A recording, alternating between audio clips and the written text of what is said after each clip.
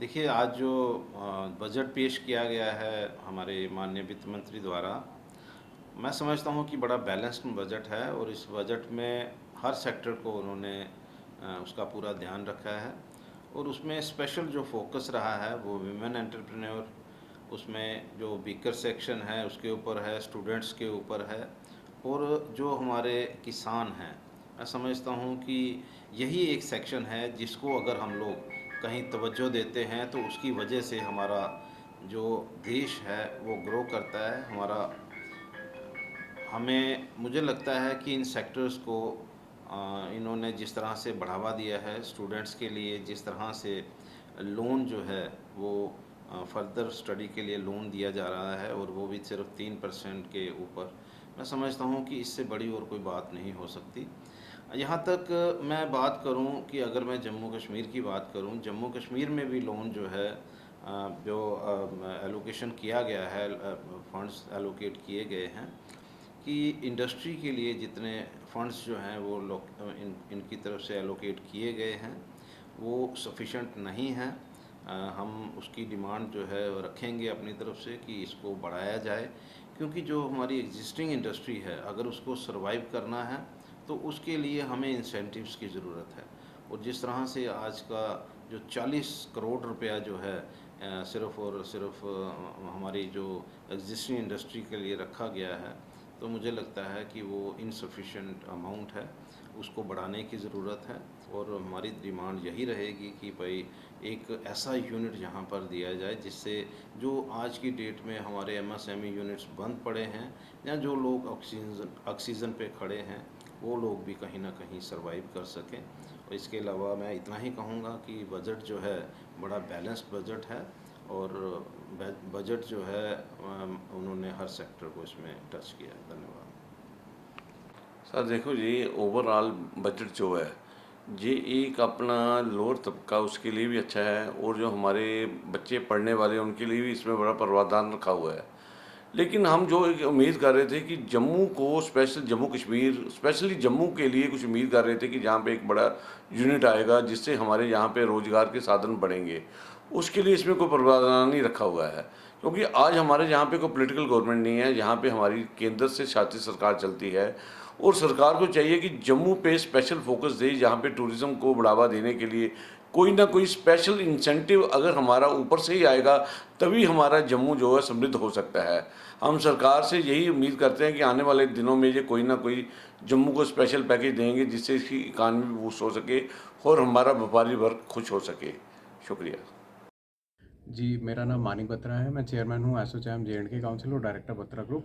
आज के अगर हम बजट की बात करें तो बहुत ही सोचा समझा गया बैलेंस्ड और लॉन्ग टर्म पर्सपेक्टिव वाला बजट है। हमारी इंडिया की इकोनॉमी मेनली एग्रीकल्चर डिपेंडेंट है और जो एमएसएमई है वो हमारी इकोनॉमी का बैकबोन है, तो दोनों सेक्टर्स को बहुत अच्छे से टच किया गया है। अगर मैं एग्रीकल्चर की बात करूँ तो 1.5 लाख करोड़ के प्रावधान दिए गए हैं इसके अंदर। जो नई टेक्नोलॉजी एडॉप्शन और ऑर्गेनिक फार्मिंग की बात की गई है जिससे एक्सपोर्ट बढ़ेगा एग्रीकल्चर में। 5 स्टेट्स में किसान क्रेडिट कार्ड देने की बात की गई है जो हमारे एग्रीकल्चर और फार्मर्स के लिए अच्छा है। और क्लस्टर्स बनाने की बात की गई है around cities to maintain supply chain, जिससे हमारी इंपोर्ट डिपेंडेंसी कम होगी। एमएसएमई की बात करूं तो जो कोलैटरल फ्री लोन्स भारत सरकार देती थी, अप टू 100 करोड़ के कोलैटरल फ्री लोन्स एमएसएमई ले सकते हैं depending on their credit worthiness. और अगर हम बात करें तो न्यू असेसमेंट टेक्निक की बात की गई है based on digital footprint of the MSME. मुद्रा लोन जो यंग एंटरप्रेन्योर्स और न्यू एंटरप्रेन्योर्स को हेल्प करता है उसको 10 लाख से बढ़ा के 20 लाख कर दिया गया है। सिडबी को ब्रांचेस बढ़ाने के लिए बोला गया है जिससे एक्सेस टू फाइनेंस बेटर होगा। ई कॉमर्स हब बनाने की बात की गई है एमएसएमई में पब्लिक प्राइवेट पार्टनरशिप में, जिससे एक्सपोर्ट प्रमोशन होगी एमएसएमईज़ में।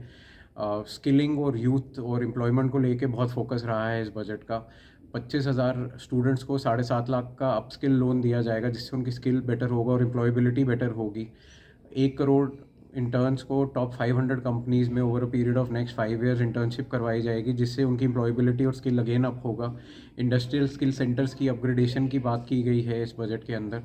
विमेन को इकोनॉमी में इंक्लूड करने के लिए डिफरेंट सेक्टर्स में 3 लाख करोड़ के प्रावधान रखे गए हैं। टूरिज़्म जो कि एक बहुत मेजर सेक्टर है इंडिया में, टूरिज़्म के प्रमोशन के लिए रिलीजियस सर्किट और रिलीजियस कॉरिडोर्स के डेवलपमेंट की बात की गई है, जिससे इन्वेस्टमेंट और एम्प्लॉयमेंट दोनों बढ़ेगी।